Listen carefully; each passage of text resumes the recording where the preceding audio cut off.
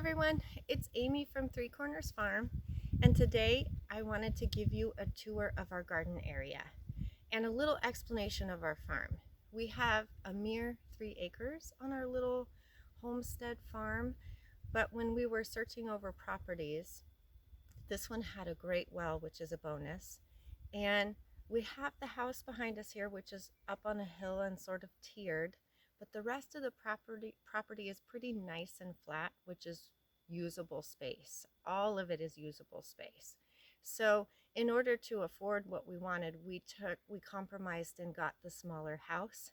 However, it's proving we'd love to show you how much you can do with 3 acres.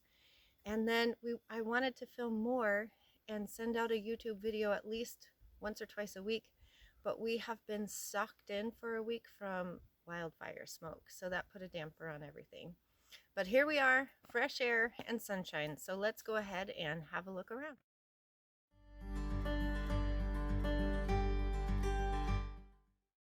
Okay, so here we are in front of our small greenhouse, and Travis, my husband, does pretty much all of the gardening, and he has arugula. He had some salad greens in the middle, but he's already harvested those, and then on the other side is spinach. All right, so here is the rest of Travis's garden. I'm actually going to have him come out and share with you what all he has growing here. And the plan is to start with this acreage and then find other areas of land that we can rent or use from local farmers and grow more variety of produce to sell. All right, so in the first row over here on the edge of the screen is just some radish mix. This bed is just covered. Haven't figured out exactly what I'm going to plant for the fall. And then if you go to the very back bed, just on this side of the tomatoes, which have been eaten by the deer, is tatsoi. And then I have arugula I just harvested this morning. And then I have 2 beds of my lettuce mix. And then this here is golden frills, mustard.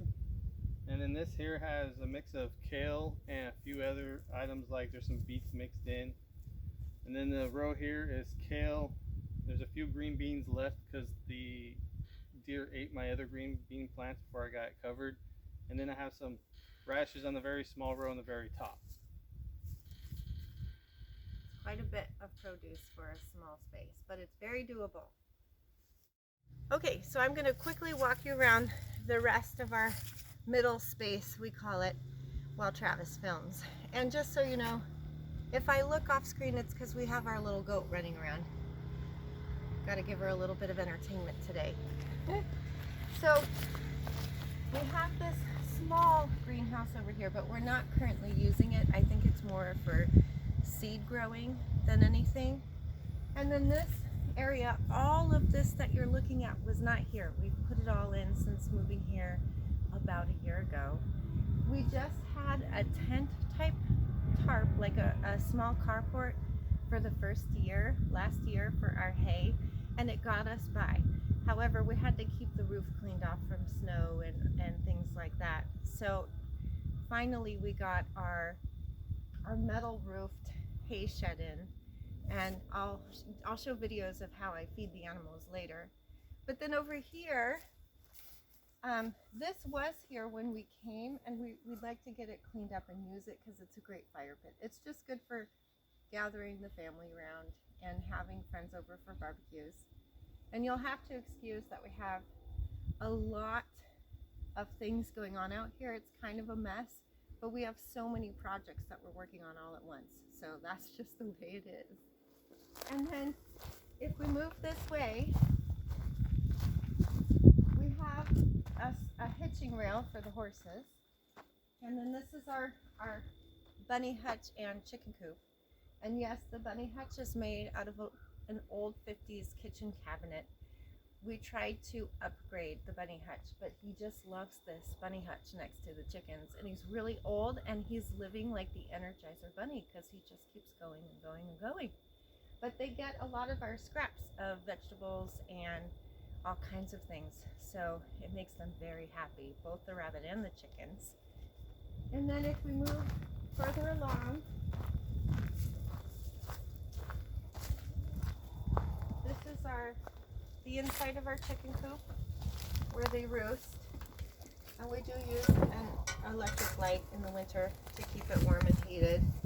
And then this is their beds or their nesting boxes, which we can also get to on the outside. And we have a broody hen. She's now sitting on 4 eggs. Hopefully a couple of those will take. Let me close this back up real quick. Luckily we had no chickens in there at this time. And then the rest of it will go this way. There's our water hose system.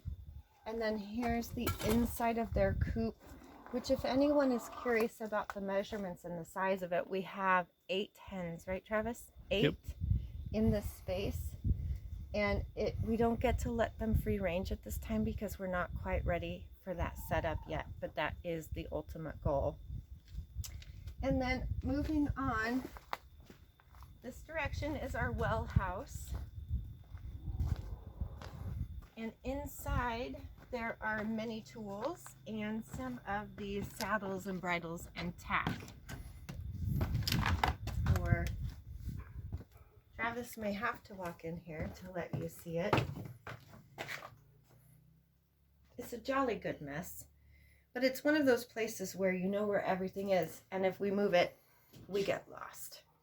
Okay, and then behind the door is our well water pressure tank. Okay everyone, I think that concludes the tour of our middle section of the farm with the gardens and the chicken coop. So next week I'll give a run over of the pasture and the animals that use the pasture and a little bit of those details. So thanks for watching and have a great week.